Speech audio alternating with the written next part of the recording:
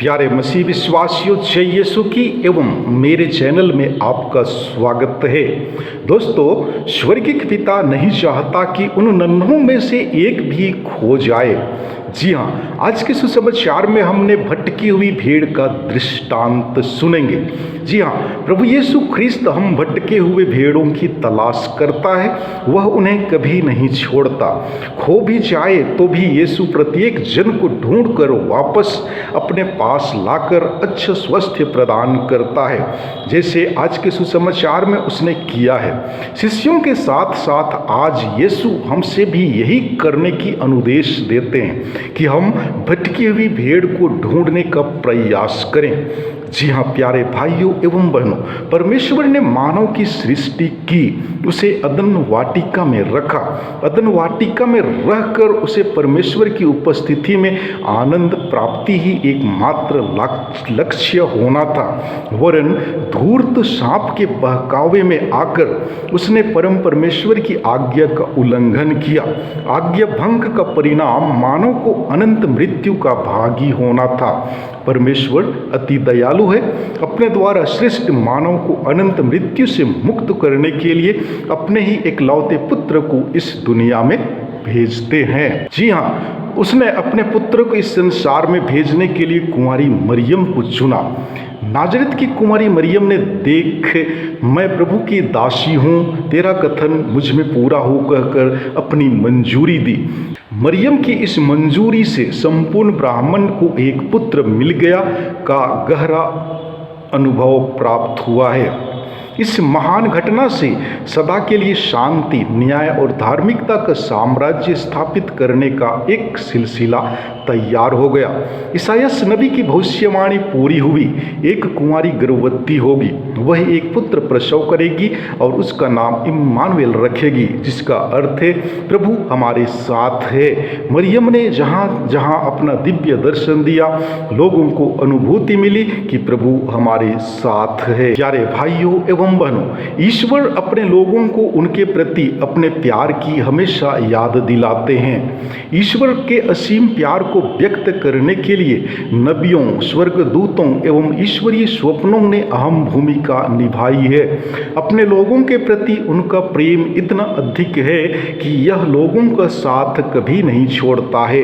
वे हमेशा याद दिलाते हैं हम अकेले नहीं हैं, वे हमारे अंदर हैं, हमारी खोज में हैं। फिर भी हमारी प्रवृत्ति उनसे दूर भागने की है, लेकिन ईश्वर हमें वचन देते हैं अगर हम प्रार्थना एवं प्रेरिताई कार्य करें तो उनके सुख में सहभागी होंगे। ईश्वर हमें कृपाएं प्रदान करे। आमीन। प्रतिदिन के बाइबल पाठ एवं चिंतन में आपका स्वागत है। आज का पहला पाठ नबी ईसायास का ग्रंथ अध्याय 40 पद संख्याएं 1 से 11 तक से लिया गया है। वचन कहता है, तुम्हारा ईश्वर यह कहता है, मेरी प्रजा को सांत्वना दो, सांत्वना दो। यरूशलेम को ढाढ़ से बंधाओ और पुकार कर उससे यह कहो कि उसके विपत्ति के दिन समाप्त हो गए हैं और उसके पाप का प्रायश्चित हो चुका है। प्रभु ईश्वर के हाथ से उसे सभी अपराधों का पूरा पूरा दंड मिल चुका है। यह आवाज आ रही है, निर्जन प्रदेश में प्रभु का मार्ग तैयार करो, हमारे ईश्वर के लिए मैदान में रास्ता सीधा कर दो। हर एक घाटी भर दी जाए, हर एक पहाड़ और पहाड़ी समतल की जाए, खड़ी चट्टान को मैदान और कगार को घाटी बना दिया जाए। तब प्रभु ईश्वर की महिमा प्रकट हो जाएगी और सब शरीरधारी उसे देखेंगे, क्योंकि प्रभु ने ऐसा ही कहा है। मुझे एक वाणी यह कहती हुई सुनाई पड़ी, पुकार कर सुनाओ। और मैंने कहा, मैं क्या सुनाऊं? सब शरीरधारी घास के सदृश हैं और उनका सौंदर्य खेत के फूलों के सदृश। जब प्रभु का श्वास उनका स्पर्श करता है तो घास सूख जाती और फूल मुरझाता है। निश्चय ही मनुष्य घास के सदृश है, घास सूख जाती और फूल मुरझाता है, किंतु हमारे ईश्वर का वचन सदा सर्वदा बना रहता है। सियोन को शुभ संदेश सुनाने वाले ऊंचे पहाड़ पर चढ़ो यरूशलेम को शुभ संदेश सुनाने वाले, अपनी आवाज़ ऊंची कर दो। निडर होकर यहूदा के नगरों से पुकार कर यह कहो, यही तुम्हारा ईश्वर है। देखो, प्रभु ईश्वर सामर्थ्य के साथ आ रहा है और सब कुछ अपने अधीन कर लेगा। वह अपना पुरस्कार अपने साथ ला रहा है और उसका विजयोपहार भी उसके साथ है। वह गडेरिए की तरह अपना रेवड़ चराता है। वह मेमने को उठाकर अपनी छाती से लगा लेता और दूध पिलाने वाली भेड़ें धीरे धीरे ले चलता है। प्रभु की वाणी। ईश्वर को धन्यवाद। और आज का सुसमाचार पाठ संत मत्ती के अनुसार पवित्र सुसमाचार अध्याय 18 पद संख्या 12 से 14 तक से लिया गया है। वचन कहता है, यीशु ने अपने शिष्यों से कहा, तुम्हारा क्या विचार है?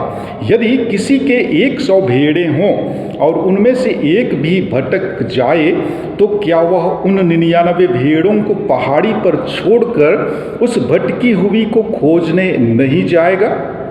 और यदि वह उसे पाए, तो विश्वास करो कि उसे उन 99 की अपेक्षा जो भटकी नहीं थी, उस भेड़ के कारण अधिक आनंद होगा।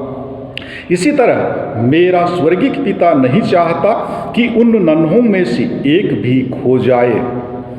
प्रभु का सुसमाचार। हे ख्रिस्त, तेरी स्तुति हो।